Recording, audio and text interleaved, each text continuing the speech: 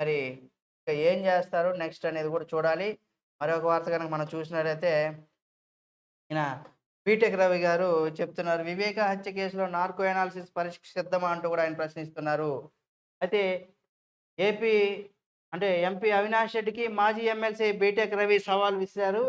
అరవింద్ నగర్‌లో అంటే మాజీ మంత్రి వైఎస్ వివేకానందరెడ్డి కేసుకు సంబంధించి హత్య కేసుకు సంబంధించి తనపై వచ్చినటువంటి ఆరోపణల పైన నార్కో అనాలిసిస్ పరీక్షకు సిద్ధంగా ఉన్నానని కడప ఎంపీ అవినాష్ రెడ్డి కూడా సిద్ధమా అంటూ కూడా అంటే అవినాష్ రెడ్డి గారిని చంపేసిన దాంట్లో బీటెక్ రవి గారి పాత్ర ఉందని గూడా కొంతమంది చెప్పినప్పటికీ, ఆయన ఇప్పుడు ఏమంటున్నాడు, "నేను నార్కో అనాలిసిస్ పరీక్షకి సిద్ధంగా ఉంటాను.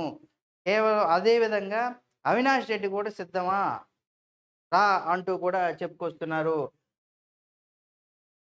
అయితే ఈ పరీక్షకు రాష్ట్ర ప్రజలు తెలిసేలా ప్రత్యక్ష అంటే ఈ టెస్ట్ ఏదైతే ఉందో నార్కో అనాలిసిస్ టెస్ట్ ఏదైతే ఉందో అది లైవ్ పెడదాం. అది రాష్ట్ర ప్రజలందరూ కూడా చూసే విధంగా ఉండని అని కూడా ఆయన చెప్పుకొస్తున్నారు. వీటిని ఎన్నికల కంటే ముందుగానే జరపాలనేసి కూడా అంటే ఇది కూడా 100% లైవ్‌లో టెస్ట్ చేసుకుందాం. నువ్వు నేను ఇద్దరం కూడా నార్కో అనాలిసిస్ పరీక్ష చేయించుకుందాం. ఇది లైవ్‌లో పాటుగా ఇది ఎన్నికలకు ముందే కూడా తెలియాలి అంటూ కూడా జరపాలంటూ కూడా సూచించాడు. కడపలో సోమవారం ఆయన విలేకరులతో ఈ విషయాన్నయితే చెప్పారు.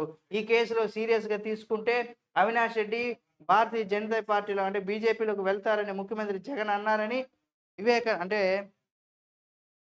ఈ వివేకానందరెడ్డి హత్య కేసుకు సంబంధించి గనక యాక్షన్ తీసుకొని, అందులో అవినాష్ రెడ్డి గారి పాత్ర ఉంది అని రుజువైతే, ఆయన బీజేపీలోకెళ్ళిపోతారు. ఎందుకంటే, ఆయన రక్షించుకోవాలంటే అక్కడ బీజేపీ పార్టీలోకెళ్ళాలి. అప్పుడు బీజేపీ పార్టీలోకెళ్తే, సొంత సోదరుడు ఎళ్ళిపోయాడు కాబట్టి, ఇప్పుడు షర్మిల గారు ఎళ్ళిపోయి ఏ విధంగా అయితే అన్న మీద టార్గెట్ చేస్తూ, అన్న చేస్తున్నటువంటి ప్రతి దీనిపైన తప్పుల్ని గాని, అవినీతిని గాని ఎలా అయితే ప్రశ్నిస్తుందో, సేమ్ రేపు అవినాష్ రెడ్డి గారు కూడా అలాగే చేస్తారనే ఒక ఉద్దేశంతోనే, దాని కూడా ఉద్దేశంతి ఈ విషయాన్ని ఎవరో చెప్పలేదు. అవినాష్ రెడ్డి బీజేపీలోకెళ్తారని కూడా చెప్పిందెవరు?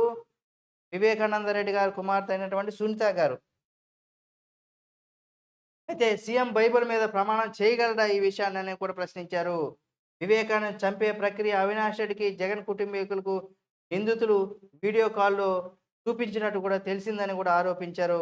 ఇదైతే మనకింకా రాలే.